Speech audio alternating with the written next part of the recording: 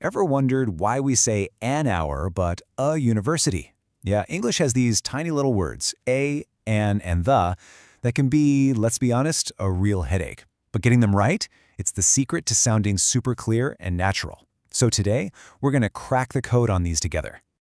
So here's the game plan. First, we'll talk about why these little words are such a big deal.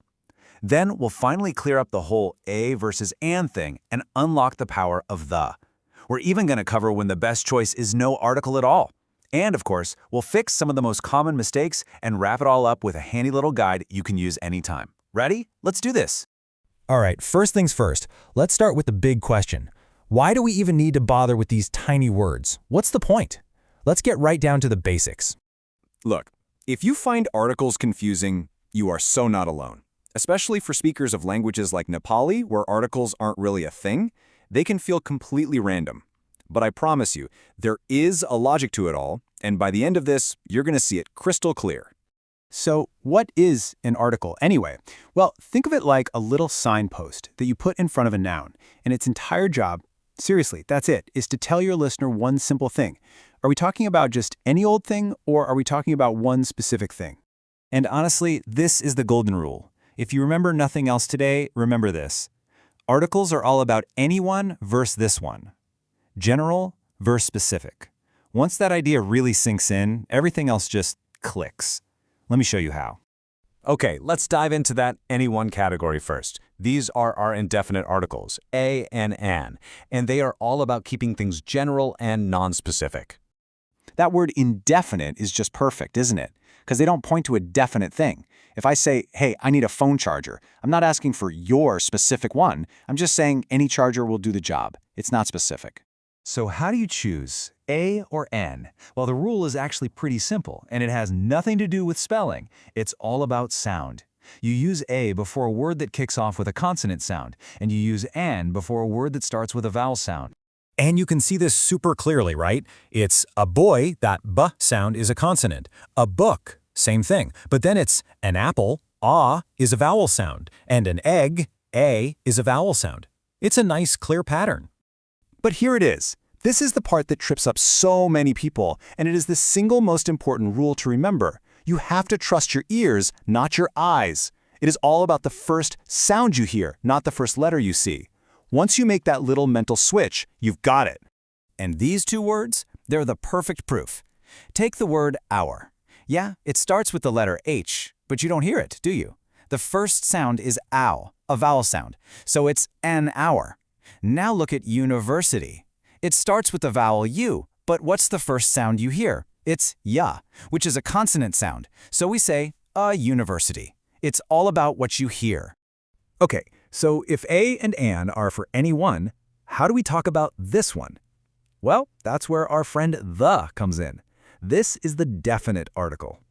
The is called the definite article because it points to a definite, specific, particular person or thing. Think of the as a little pointer. It's telling your listener, hey, you know exactly which one I mean. So when do you use it? Well, there are three main situations. One, you've already mentioned the thing. Two, it's just obvious from the context which one you mean. Or three, there's only one of it in the whole world, like the sun, the moon, the sky. Let's see that first rule in action, because it's the most common. Imagine I start a story and I say, yesterday I saw a dog. I use here because it's the first time I'm telling you about this dog. It could be any dog in the world. But now that you know which dog I'm talking about, for the rest of the story, I'll say, the dog was very big. I switch to the because we both know which dog it is. It's the one I just introduced. See that little switch? We went from general to specific. Simple as that. All right, now for a really cool kind of advanced trick. Sometimes the best, most correct choice is to use no article at all. This is what we call the zero article rule. We go with the zero article in a few key situations.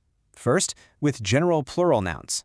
You'd say dogs are loyal when talking about dogs in general, not the dogs are loyal. Same thing for uncountable stuff, like water is important.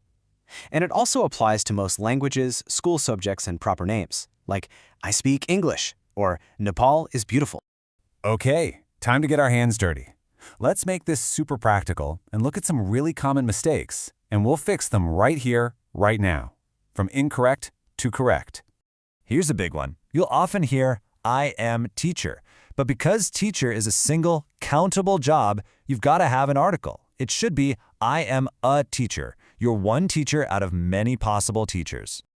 Same idea here. You can't just say, she bought apple.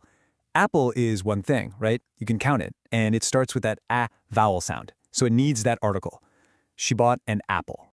And here's the flip side of the coin, using an article when you don't need one.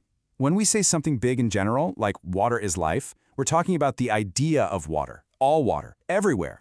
We're not talking about the specific water in this glass.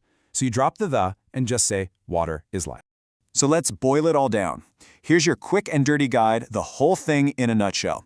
Use a and an for general, non-specific things. Use the when you mean a specific one that everybody knows about, and use nothing, the zero article, for big, general ideas with plurals or uncountable nouns. That's the core system right there. And there you have it. The main takeaway is really simple.